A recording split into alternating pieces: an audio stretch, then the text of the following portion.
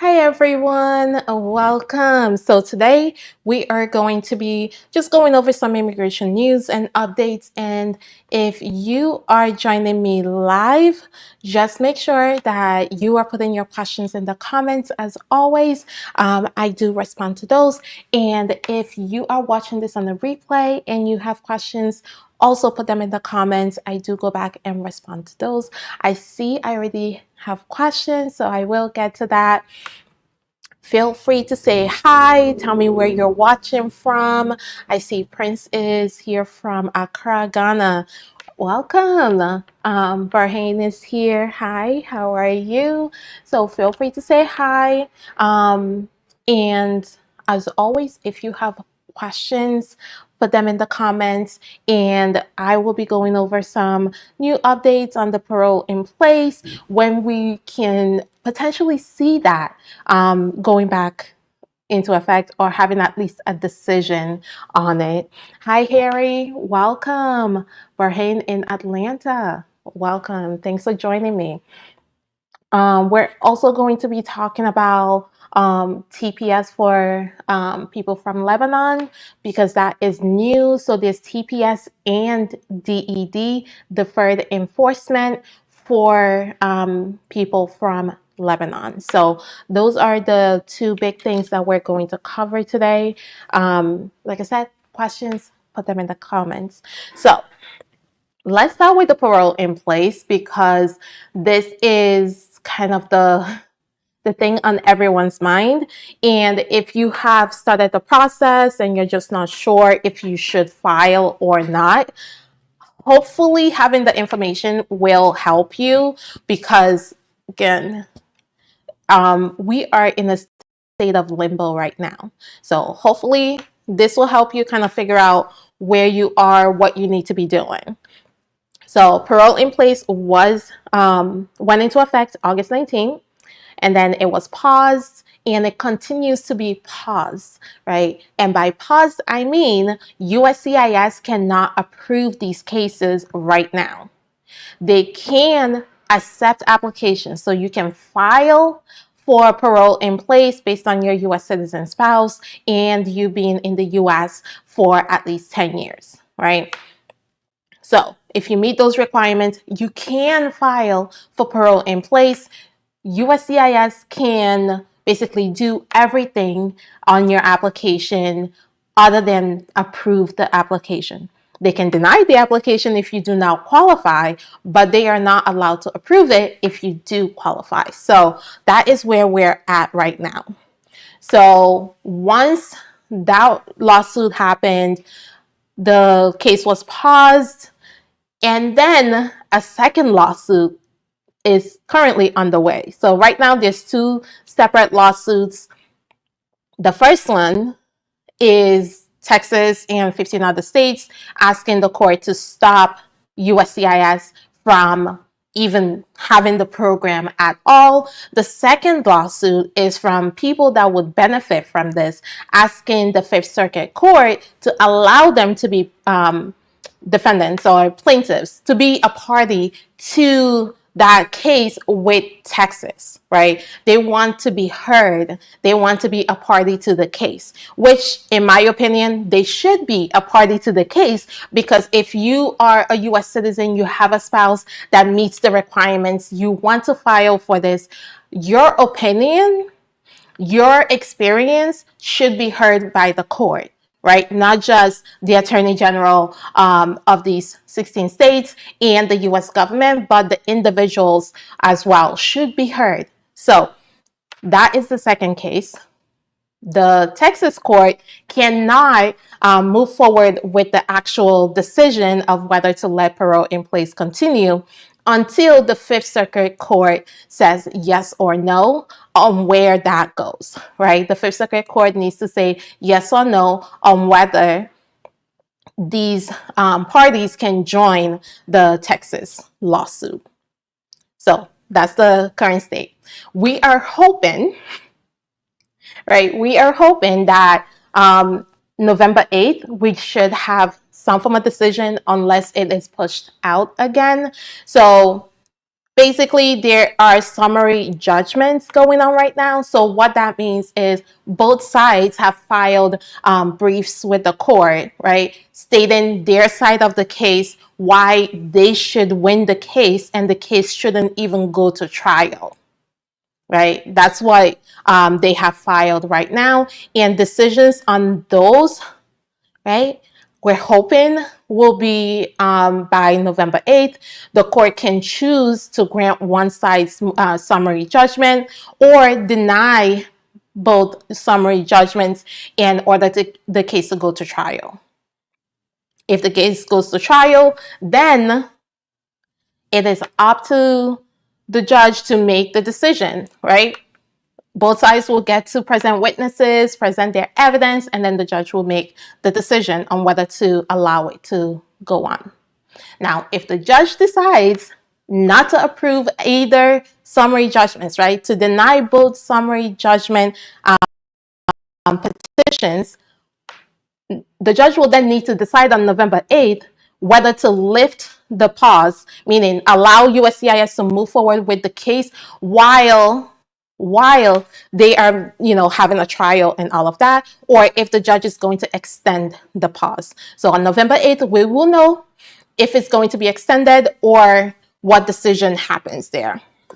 So hopefully we get summary judgment that is in favor of the US government and not the attorney generals of these 16 states. All right, that's what we're hoping for. But we will know until November 8th, right? We will know which way things are going to go until November 8th. If it gets pushed past November 8th, depending on who wins the election on November 5th, right? If it gets pushed past November 8th, depending on who wins the election on November 5th, there's hope that, if the trial happens, if the administration doesn't change too much, the parole in place, once the trial is over and the case is decided, the new administration will just continue with the parole in place program. However, if a different administration comes in, they can, depending on when a final decision is given, they can choose to end the program regardless of what the court says. Okay, so one administration may choose, can continue with the program as long as the court gives the okay, and then the other one will most likely end the program regardless of what the court says, right? Because everything, almost everything in immigration is administration specific, right? The policies and the way laws are applied is up to the president and his executives. So we will see what happens with that. Just hopeful for all my clients and myself dealing with the immigration law system. All right. So I'm going to pause and answer some questions. Remember, if you have questions, put them in the comments. All right. So Prince is asking, my oldest available document verifying my identity was issued to me in 2013. Would that be enough evidence for my late registered birth certificate registered in 2018? I don't have any other old evidence. All right, so typically, if you do not have any other evidence, affidavits from people that were around when you were born, right? Not just your siblings that you're older than, right? No, we're talking about people that were adults that were around when you were born and can competently testify that you were born when you said you were born and where you said you were born. Those, in addition with the oldest identity document you have and the registered birth certificate, typically would be enough, but you want to make sure that you're having that affidavit from adults that were around when you were born. All right. So Barhane is asking, the humanitarian parole for Nicaragua and parole in place are different programs? Yes.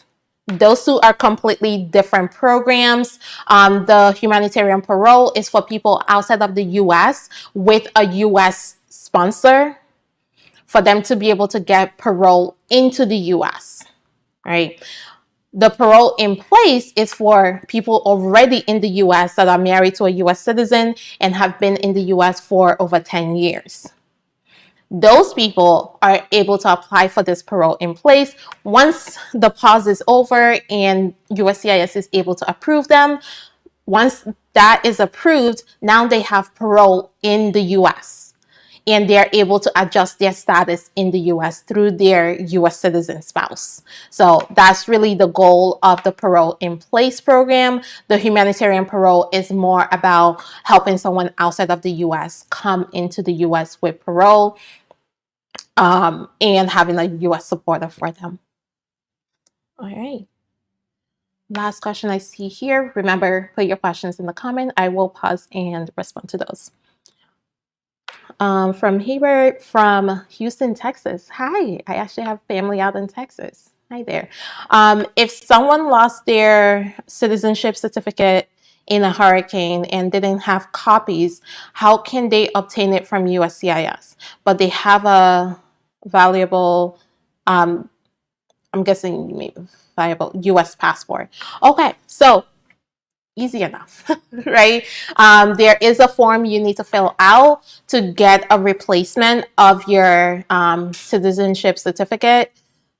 You have to pay, unfortunately, to get an original copy of it. If you just want just a photocopy of it, you can do a FOIA request, so Freedom of Information Act request with USCIS, where you ask them specifically for a copy of your citizenship certificate.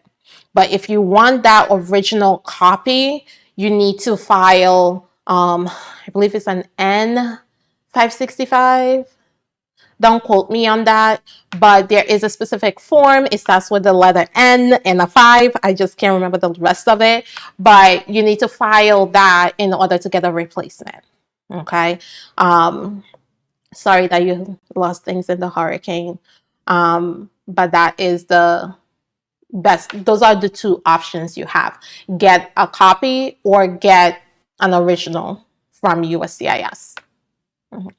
And the FOIA request, to get a copy of it, there's no fee for a FOIA request. And I think the last one we did took about a month and a half for them to send it. And you can do that FOIA request online. The replacement, that can take some time. Okay, that can take 6 to 8 months to get a replacement. So just, I would say, if you want a replacement, you may also want to mention the reason in a cover letter and ask for it to be expedited. And sometimes they may choose to do that and get it to you faster. All right. So I don't see any other questions. Remember, if you are finding this video helpful, please hit the like button. It just lets me know to keep doing these. All right. So, okay. So I'm streaming live on like 3 different places. So I have to check each one to just make sure that I didn't miss any questions as I go along. All right. So next thing that I want to cover is TPS for people from Lebanon that are in the US, and DED for people from Lebanon that are also in the US. So if you are continuously physically present in the US since October 16, 2024, and you are from Lebanon, or you are stateless, but the last place that you resided continuously was Lebanon, you can apply for TPS in the US. So again, October 16, 2024 is the cutoff date for the TPS.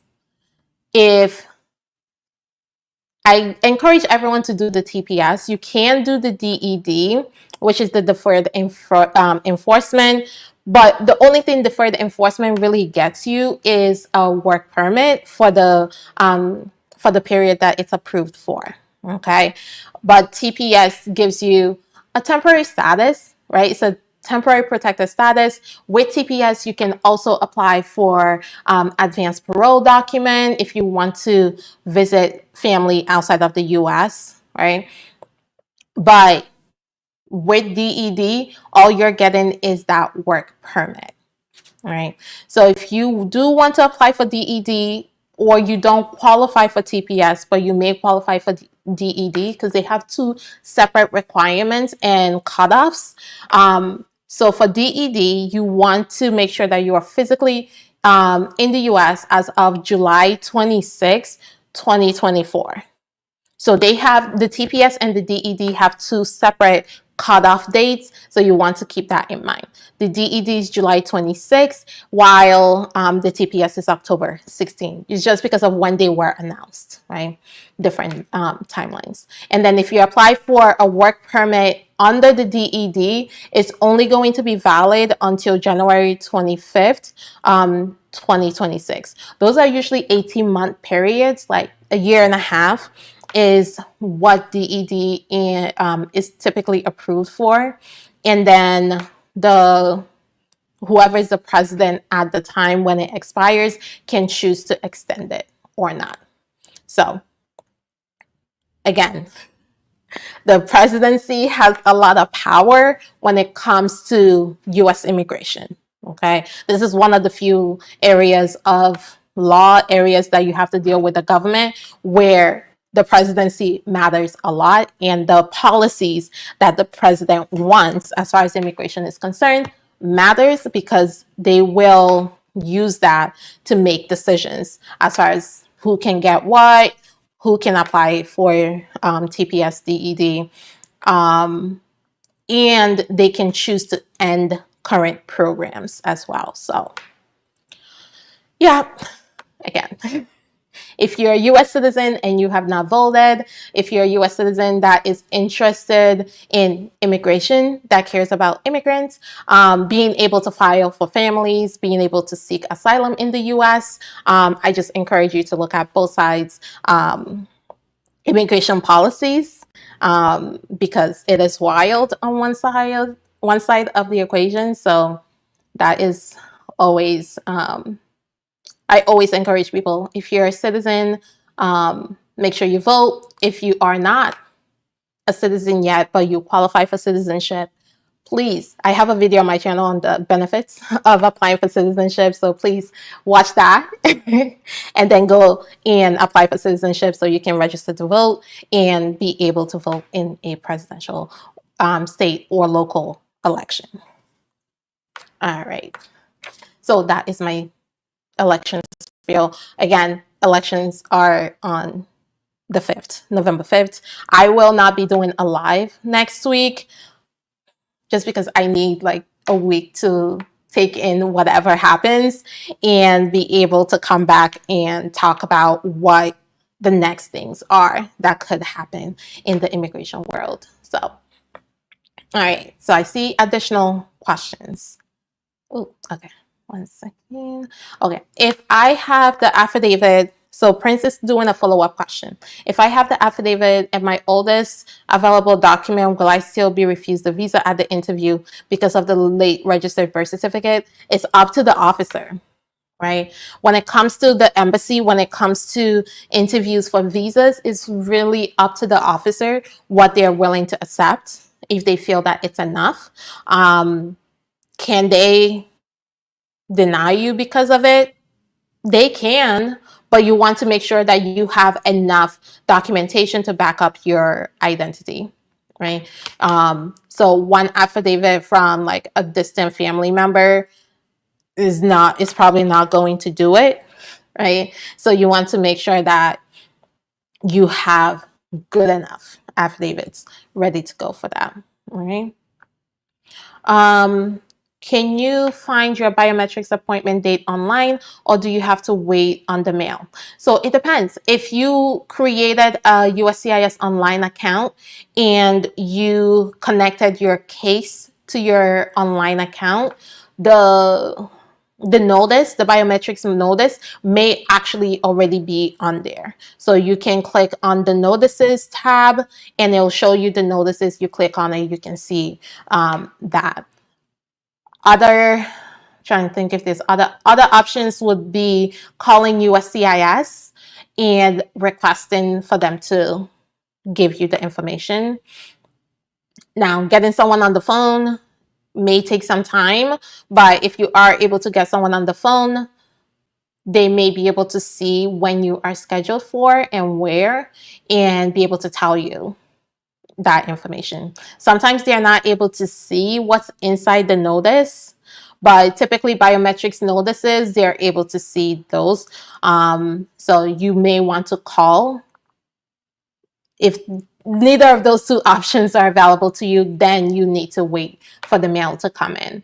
And typically when it comes in, you're going to have some room before the appointment day. So if it comes in and you're absolutely not able to make it that day, please request to reschedule. Do not wait until you missed the date to follow up with USCIS. So the second you know you're going to miss a biometrics appointment because it absolutely doesn't work for your schedule. Maybe you already planned a trip outside of the US or a trip in another state that you cannot stop from happening. You want to make sure that you're letting USCIS know so that they can reschedule that biometrics. If you miss it and it is not rescheduled, they can deny your application because you missed the biometrics. So it's really important that you don't miss the biometrics, and if you know you're not going to make it, you go ahead and request a reschedule. And typically on the notice, it will tell you how to request a reschedule. And the same thing goes for interviews. So if you know you're going to not be around for an interview, do not just, don't choose to just not show up, okay? You have to either show up for your interview or you need to request for it to be rescheduled and keep proof of your request. So that if USCIS decides to forget that you asked for it to be rescheduled, and denies your application, you want to be able to show that you've requested a reschedule and you got confirmation that your interview or biometrics will be rescheduled. Okay. All right, next question. If USCIS asks you to mail in your medical for marriage green card, what does that mean? So it can mean one of two things. One, it means that the case is at the local field office, so with the officer that's going to make the final decision on your case, and all they are missing to make a final decision is the medical exam. So if that's the case, they would want you to mail that to the local field office. So figure out where you would have went for an interview at, and that's where they typically want you to mail those ones to. If it says to mail it to, Lee's Summit and it's a service center, just know that it doesn't really mean anything. It just means they're trying to make sure they have everything in there so that when the officer gets the file, they have everything they need to make a decision of whether to approve the case or schedule the case for an interview. Okay, that's all that is. If the response is going to a service center, the National Benefit Center, just know all that means is they just want to make sure that the officer has what they need in the file and they have a complete filing for the officer.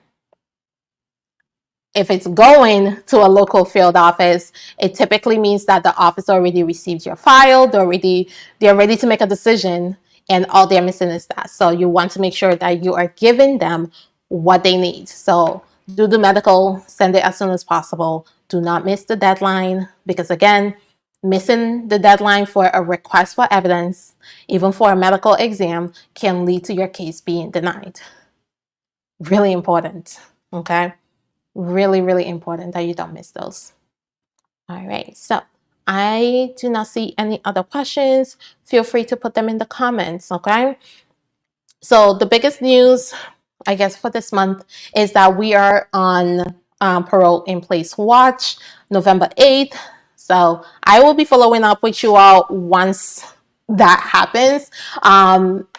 so that you know exactly what the decision was, if we actually have a decision on the case, if there's just going to be a trial, if the parole in place program is still paused, or if the judge is going to let it, be approved. I will let you know after November 8th, once we know for sure what is going on. Because right now, you can apply. You should apply. If I did not make that clear, you should apply for parole in place if you qualify for it. Because if the court comes back and says, oh, USCIS, you can go ahead and approve these cases now, and you just started your filing, that means you're not even in line yet to get a decision. You're just starting the process. If they come back and say, hey, you cannot, do this program moving forward, but the ones that already applied, you can go ahead and approve those.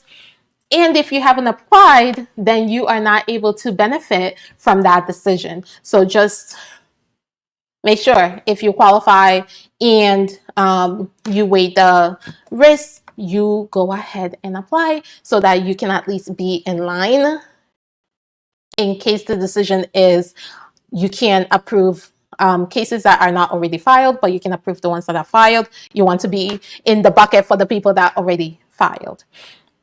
Because we may get a decision on November 8th, you want to apply before November 8th. That's basically how we're running it in my office, is that we are going to be putting in these applications before November 8th, just so our clients are filed and they have received their receipt notice. And if the decision is that only the people that have filed can be approved, the cutoff date is probably going to be November 8th. Right? It's not going to be a date before that. It's going to be November 8th or a future date. So we want to protect our clients' rights. So we try to do that before those big deadlines so that they don't get out in the cold, right? All right. So next question, will traditional or religious marriage overseas be enough for I-130 when filing? It depends. Okay, this is a big one. Traditional marriages in most countries count as a marriage. So that's where you want to start. Does the marriage count as a marriage in the country where you got married? And if it counts as a marriage, then you are legally married. Right? If you're considered legally married there, then you are legally married. Right? So I'll give you an example of just what I know. So for Nigeria, I'm from the Igbo tribe. We have so many different steps in the marriage process. And people think that it's the final thing that makes it a marriage, but really it's further at the beginning. So we have the door knocking, which is just introductions. So that doesn't count as a marriage, right? That counts more of an engagement. All right. Then we have the bride price exchange. So that one, Imego, that one is a marriage. So once you pay the bride price, you are legally married. As far as my culture is concerned, you are legally married. So to U.S. embassies, to USCIS, you are legally married. The only thing you may need to do is have proof of your traditional marriage or your religious marriage. The country may have a system by which you can get it registered. So traditional marriages in Nigeria can be registered. You don't have to do a registry marriage, but there may be requirements as far as how to register it for it to count for U.S. immigration. But traditional marriages in our culture, it counts. Okay, for the embassy, it counts. I have seen a case where someone did the bride price. It's a whole party, right? It looks like a wedding, but to someone that doesn't know the culture, if you just say, oh, that was just an engagement, right? They wouldn't understand that, okay, yeah, you paid the bride price, but that doesn't mean that's the wedding, because there's still going to be a wedding if you choose to. But I have seen a case where USCIS approved the I-130, and then it got to the embassy, and guess what happened at the embassy? So this was a fiancé case where they said, oh, that's just my fiance. We did not get married yet. We just did an introduction. Fine. USCIS approves the fiancé visa. It goes to the embassy. Now remember, the embassy is in the country where the marriage took place. And they have people that work at the embassy that knows the cultures and traditions of the country. So they get to the interview, there's pictures of the wedding, there's all the stuff. So once the officers saw the pictures and saw, this looks more than just an introduction, they call over their local expert that then went through, looked at all the pictures, saw that, oh no, this is not an introduction. Asked follow-up questions and realized this is not an introduction, this is a traditional marriage. And guess what? That fiancé visa was denied. Because now they know it was a traditional marriage, but it was a legal marriage for USCIS purposes. So you're not able to do a fiancé visa. I'm telling you, it may seem like such a minor detail, but as far as USCIS, as far as the embassy is concerned, it's major, and it made such a difference in this couple's lives because now they had to start the whole process all over again. Charles is asking, if it's a traditional marriage, will USCIS request for pictures? So typically when we are filing these applications, we are including pictures, right, of the couple together, of the marriage, of the wedding, whatever form that took, right? You want to make sure that you are including evidence of the relationship. And for most people, when you get married, you're taking pictures on that day. So we typically include those pictures to show that you were in the same place at the same time when the marriage took place. Do you have to? No, right? You just have to present evidence that you're married and evidence of your relationship. That can include pictures from your wedding. It's not a requirement, but it can include pictures of the wedding. And then as far as the embassy is concerned, again, they may want to see it. And then some officers don't care to see it because you have other evidence of the relationship. So quick story, when we were applying for a visa to the US, my dad was the petitioner. So for the interview, we went, me, my sister, and my mom went to the interview. My mom brought pictures of her and my dad to the interview to prove, oh, look, we were at the same place, we got married, blah, blah, blah. The officer refused us the visa and had to schedule us for another interview because my mom did not bring any pictures of me, my sister, and my dad. Okay, that's the only reason the officer refused us the visa and asked us to come back again for another interview. We came back for the second interview, and the officer, completely different officer, my mom had the stack of photo albums ready to go. And guess what happened? That officer, the second officer, did not look at the photo albums at all. Because they saw the birth certificate, they saw the pictures from the wedding, they saw what they needed to see, and went ahead and approved it without even looking at the pictures.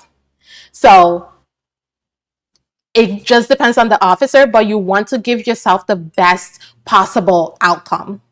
And the way to give yourself the best possible outcome without delays is to bring as much evidence of your relationship, including pictures, as possible. So that way, you are not refused a visa just because of one thing, and now you have to go home and come bring it back to the embassy at a different time. So I tell that story to say, be over prepared when you are filing an I-130, when you are dealing with the embassy. You want to be over prepared because it's harder to undo things at the embassy than it is to undo things with USCIS. Okay. In most situations, USCIS will send you a notice of intent to deny for a green card application. The embassy is not going to send you a notice of intent to deny. They're just going to go ahead and deny it. So you want to make sure you give them every single thing you can possibly think of to help with the decision making there. Okay. All right. Oh, Charles, you are very welcome. That traditional marriage versus, registry marriage, church marriage, is a big one. I get that question all the time. My Nigerian clients ask me that all the time. My African clients ask me that all the time because it's so different from the way it's taught about in the US. Because typically when you do a traditional marriage, there's no document that you get that says, here's a marriage certificate, right? Like, I don't have a marriage certificate with my husband because we did a traditional marriage in Nigeria. So it's always one of those things that you have to think about of, okay, how do you prove this marriage, right? But with the way the culture is, you're just married. You did the traditional wedding, you're just married. You don't need documentation over there. But when you're trying to come to the US, now they want all this documentation. Now you have to actually think about it. But yeah, that is that. If you have questions, put them in the comments. For those that are just joining me, the biggest news for the month is the Parole in Place program is paused at least until November 8th, when the judge may make a decision on the summary judgments that were filed by the government and the states that are opposing the Parole in Place. So summary judgment is basically each side filed, documents with the court saying, these are the reasons that you should rule in our favor, and we don't need to go to trial, right? These are the reasons you should just approve our petition and deny the other side, and we should win this case without a trial. So both sides filed their own summary judgment petitions. So hopefully on November 8th, we will have a decision. If not, then we'll have a trial. But the judge will then decide, if there's going to be a trial, the judge will then decide whether to continue the pause or to let USCIS start approving cases.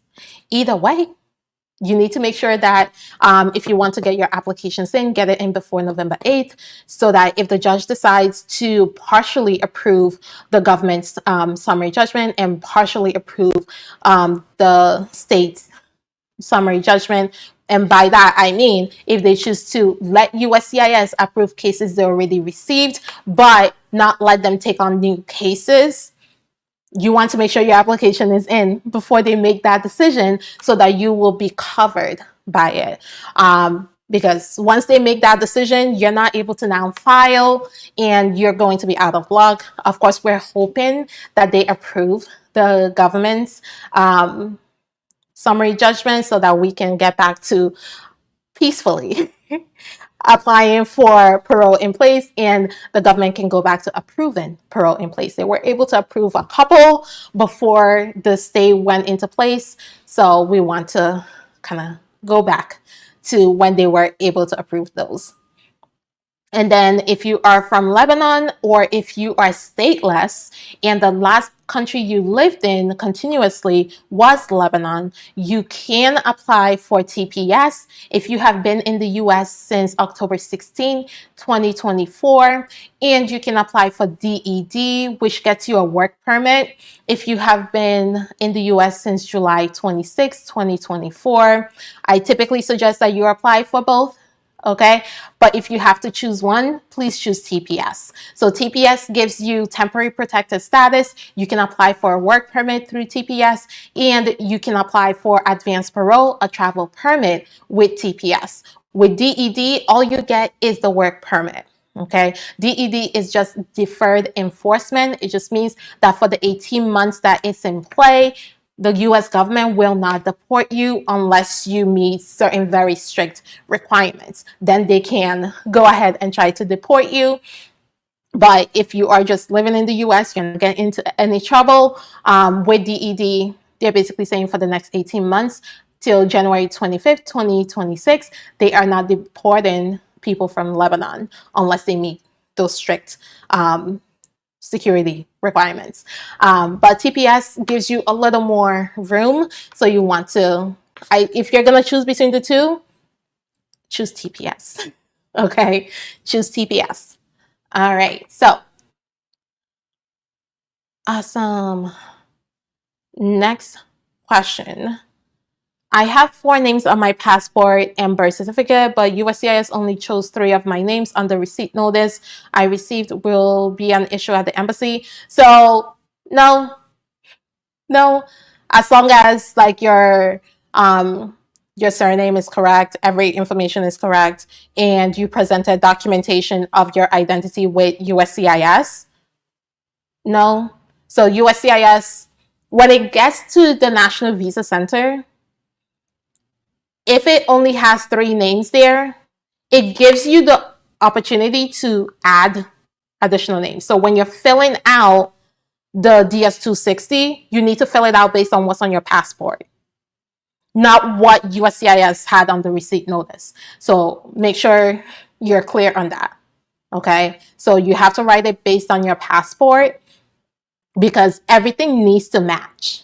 So your DS-260 needs to match your passport, or the embassy is going to have an issue with you. If you go for your interview, they may not let you in. Okay, so you want to make sure that every single thing matches to your passport. So your DS-260 has to match your passport, not really the receipt notice, not the approval notice, but your DS-260 has to match exactly what's on your passport. All right. All right, so next question.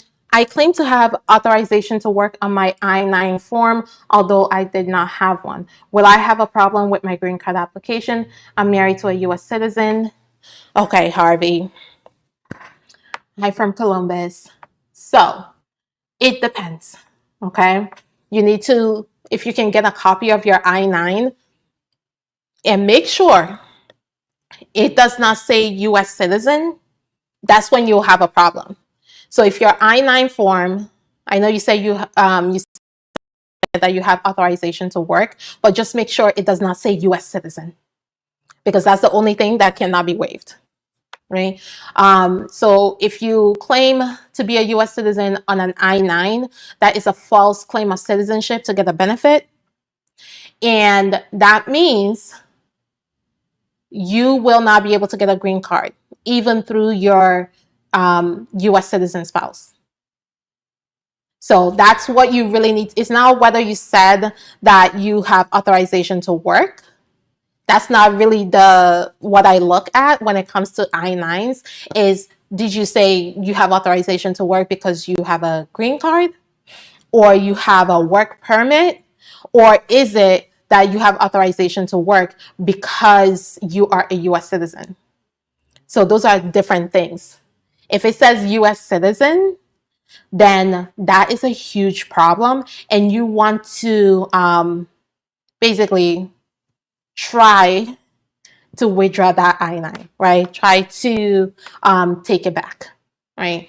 But if USCIS has that information, you will not be able to apply for a green card, because that form says, have you ever claimed to be a U.S. citizen? And if you have ever claimed to be a U.S. citizen on an I-9 and you don't meet there's only narrow requirements that will, narrow exceptions to that rule, you will not be able to get a green card through your spouse because of that specific question. Have you ever claimed to be a U.S. citizen? So, okay. So if it's not a claim to be a U.S. citizen, it may not be a problem, right? They really they know, let me put it this way. The U.S. government knows that someone that's in the U.S. that's undocumented is working. They know that. They just don't want you to say that you're a U.S. citizen. So that's the one that cannot be waived. But working without authorization, saying that you have authorization when you don't, is waived by the fact that you are married to a U.S. citizen. So you being married to a U.S. citizen waives a lot of things when it comes to adjustment of status. It waives if you overstayed your visa. It waives if you worked without authorization. If you were married to a permanent resident, those 2 things are not waived. Okay. So those two things are not waived. So you want to make sure that you do not, right? You want to make sure that you do not think that once you're married to a permanent resident, that takes care of those things. No, only U.S. citizens. So Harvey's in a great position where marriage to a U.S. citizen now waives that working without authorization, waives a potential overstay. So I hope that was helpful. You're very welcome, Harvey. All right.